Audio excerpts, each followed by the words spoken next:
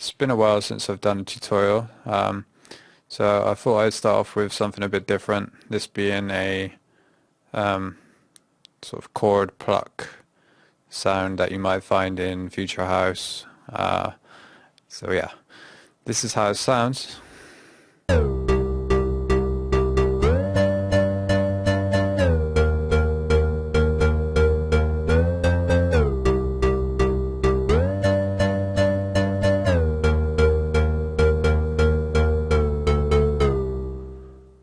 So uh,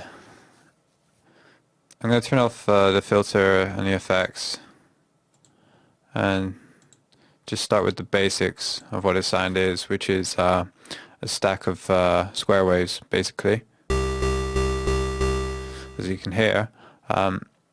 So for oscillator 1, you want a square saw and set the wavetable position more towards the square side. In fact, to be precise, it's kind of pointing towards the T in wavetable there. And then you want the amp to be just below 3/4 of the way up, and the pitch is at the default pitch.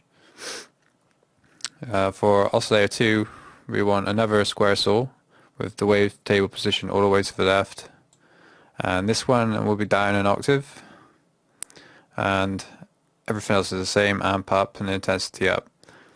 This oscillator is acting as like the sort of bass. It was adding sort of a bass frequency to our lead sound. Now oscillator 3 is a square saw again all the way to the left, and the amp all the way up.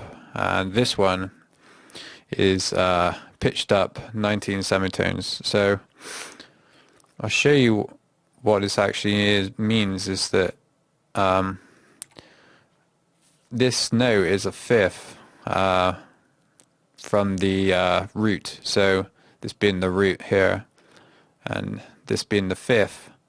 So if you think of power chords for guitar, those power chords are made up of root and fifths. So this is basically what this is. You've got your root note and your fifth. The only difference with this is I've pitched it up a fifth and then a whole octave from there. So that's what makes it plus 19. The intensity is not quite all the way up there. I think that's actually a default thing.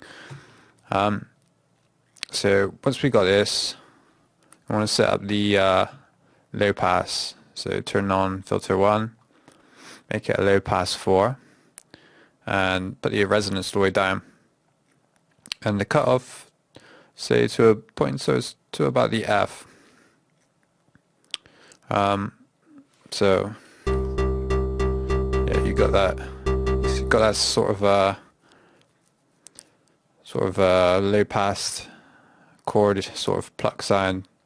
We want to shape this a bit more. So first go into the amp envelope. Make sure the attack's all the way down. Set the decay to around about 50%, and the level also to about 50%. Once you got that, turn the release all the way up. Well, not all the way up, but mine's around about the S in release. So you want a nice bit of tail to this sound. Once you've got that, set up envelope 1, which is attack all the way up. The decay down quite far, I'd say, is about a third of the way up, and the level all the way down. This will help create a more plucky sound with the filter. So once you've got that, you want to assign envelope 1 to filter 1, and then just click and drag all the way up. So once we have this sound, I like to turn on the feedback. It sort of fattens it up a bit.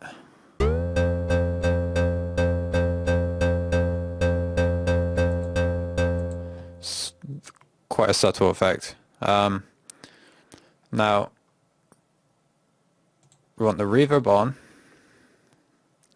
I'm pretty sure this is all default settings, but don't quote me on that. I think that I put the size all the way down and the dry wet up a bit here, and then I've assigned envelope 2 to the dry wet, So what's happening is we're just getting a tiny amount of reverb, and it's cutting off as this envelope opens and kind of closes. So you're not getting the reverb after the note, just during the note.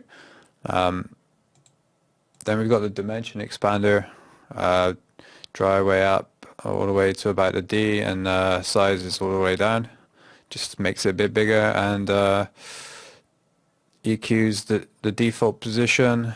Another thing, we want to go into the voicing and set the unisono to 4. That will fatten the sound up. Also, it's monophonic, so we just play one note at a time. That's pretty much it for this window here. Go into the oscillator tab. This is important. If you want to make sure the restart via gate is on, because if it's not, listen.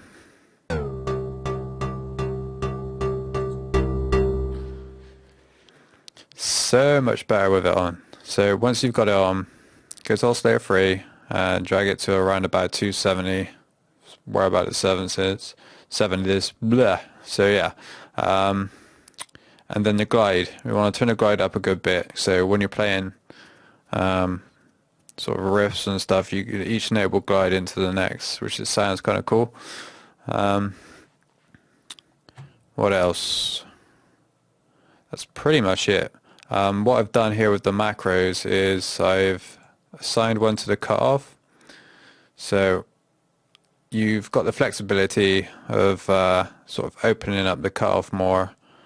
I'll show you what I mean.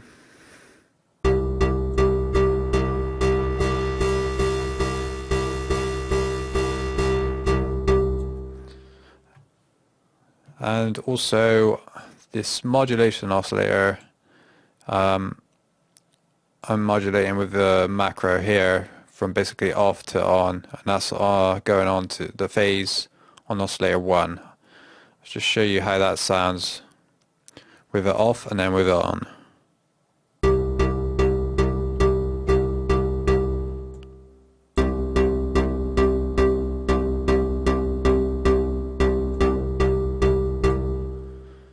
So it's just another cool way to alter the sort of timbre or the tonality of the sound. I think that is it. So if you like this tutorial, please give it a thumbs up and subscribe. I will include the preset in the description, and yeah, enjoy.